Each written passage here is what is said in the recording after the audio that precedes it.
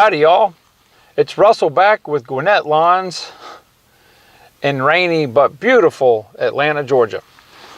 Today is, February the 20th, and it's starting to get dark out. And I wanted to tell you guys a few things and tell you a little story. I had a really good day today. This weather is horrible. We're going to be getting this rain for probably another 5 to 7 days. Everything's flooding.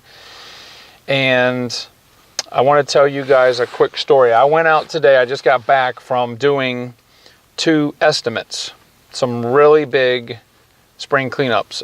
One of the spring cleanups has they wanted an estimate on yard service for the 2019 season, so I was more than happy to oblige them. Well, I went out to do the first estimate, and I swear this place has probably 25 crepe myrtle trees. It's crazy. It's a really nice neighborhood, and they just need some attention. So what I do, and I want to find out how you guys do this. This is how I do it. This is how I've always done it. I will either make initial contact with the customer. Either they'll call me or text me, which case both of them did. And I will kind of get a general overview and take notes of what they want. And then I'll set up a schedule of time to go meet with them. Now, when I go meet with them, or to look at the property, I make sure that they're there. And here's the reason. The initial cleanup of what this gentleman wanted was far different from what he told me than what actually was the case. In other words, when I talked to him initially on the phone, he said that he just wanted, a couple things trimmed and all this. Well, and he's like, well, just, come over and look at the property and then tell me what it is. Well, if I had done that, number one, I would have given him a way too low of a price. And number two, his expectation, this is very important, his expectation of what he needed done only came out when I was with him. We were walking the property together, and I was asking him, what about this? What about this? Every single piece of landscaping on that property, I questioned and wanted to know what he wanted. And of course, he wanted all that done. I wouldn't have known that. So I wanted to find out how you guys handle that, because it does take a little more time. I probably spent 20, 25 minutes with them. And I don't give prices initially out unless the customer point blank wants it right there. What I like to do is I like to go and cogitate on it just a little bit, think about it, mull it over. I already pretty much am 99% sure what I'm going to charge them for the job after seeing the job. But, I can change my mind a little bit. But anyway, so that job, not only would I've underbid it, but when I said, the job's complete, they would be like, no, it's not. So, and of course you can't, once you give them a price, you can't go up, even though the scope of work was different. So I think the main point is I try to be very, very detailed with what the customer wants. And I also put that in my estimate for my scope of work. And I'm glad I did, because it more than doubled the price. Excuse me. So what I do is I get back on my computer, and I'll pull yard books up and send them the estimate. I'll email them the estimate. So we'll wait and see. That's going to be a good lick on that. Now, the second job that I went to go estimate, I talked to the couple, and initially they just wanted an estimate on weekly service. And I was more than happy to give them that. And I was like, asked them, well, what are you going to do about when are you thinking about doing your spring cleanup? And after I started talking to them what I would be doing, they wanted to do that too. Now, in that case, I went through, walked the property with the couple, and went through every single piece. What about this? I mean, even down to, what do you want done with this bush, that bush? And they, a lot of times, will ask me, what do you think should be done with it? And I'll tell them, and I'll write that down, so that when I get back to do my estimate, to type it out, I list everything, all rose bushes, all boxwoods, all hollies, all Japanese maples, whatever is the case, and what I'm going to do with them, so that there's no misunderstanding. I can't tell you how many times that has saved me. There's no misunderstanding. It's written down. And of course, I could miss stuff, forget to type it in, but at least I'm getting 90% of it.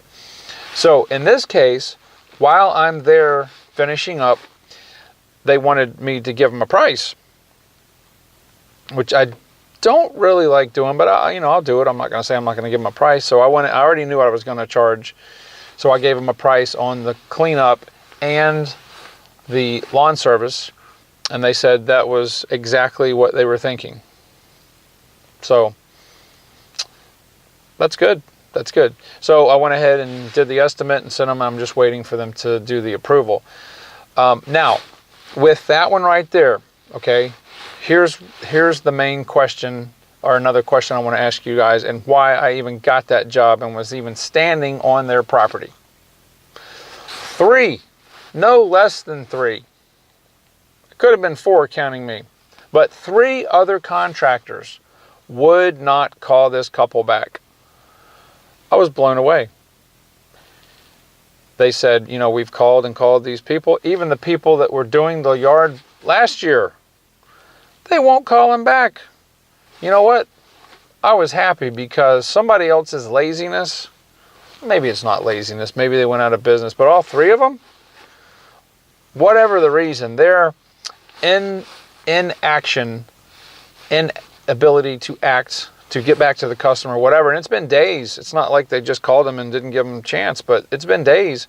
Their inability to get back to the customer is the reason I scored that job. And not only that, but there's another piece of work that I'm going to quote them a little bit later on. They want me to give them a price, but they want it done. So potentially this day, I'm going to be able to put almost $1,000 on the books when I do the job. And I didn't ask the other people, if I was the first one they called, second one, whatever. The conversation didn't flow that way. But wow, now when somebody calls me, a lot of times it goes to voicemail. I will call them right back. If they email me, text me, whatever, I will immediately, as soon as I get it, I'm going to call them back. I'm going to make contact with them, because if I do that, they're going to go, wow, that Russell with Gwinnett Lawns, he called us back really fast. I told the lady I would be at her place, the couple at the place at a certain time. I'm early. I'm there 5-10 minutes early, if possible, or at least on time. And they were like, wow. And I asked the second couple, I said, what's the main complaint you had with other lawn services in the past? You know what they said? Reliability. Are you kidding me? This is hard work, but you can make some really, really good money and make a good living at this. All you have to do is show up and do a good job. Most people, that's all they're asking for, but wow. So I think I would like to find out if you guys have run into that before. I'm sure you have. It's not the first time I have, but think about that. Somebody else's inaction enabled me to get the job. So I'm very happy with that. I know the light's fading, so the video is probably getting a little wonky, but leave me some comments if you got a good story about you picked up a job because somebody didn't return a phone call or whatever, something like that. I would love to hear about it. Thank you guys very much for subscribing to the channel, those of you that are. If you're not subscribed, would you do me a favor? Would you hit that subscribe button and that little icon bell to the right of it? It'll really help. I'm going to try to be putting out a couple videos a week. As soon as the weather clears, I will be doing what most people like to watch, or actual cutting and actually doing the work. I'm going to do a bunch of time lapse. I like time lapse. And yeah, we'll see how this thing goes. I'm very excited for 2019. I'm excited for you guys. I hope, maybe, I've been doing this. I started in 1981, so, maybe there's somebody out there that'll get some pointers from this. I know a lot of guys have a lot more accounts and stuff than I do, and that's fine. That's great. But hopefully the point is that we can all learn from each other, and that would be great. If, you've got pointers, if you've got, say, hey, Russell, why don't you try doing it this way or this way? I don't know everything. Give me some pointers and advice. If you do it a better way, man, I'm all for it. But guys, thank you very much. And hopefully the next video is not going to be raining, because I see the UPS man brought me a package. It's a big one. I'll show you that on the next video. Talk to you guys later.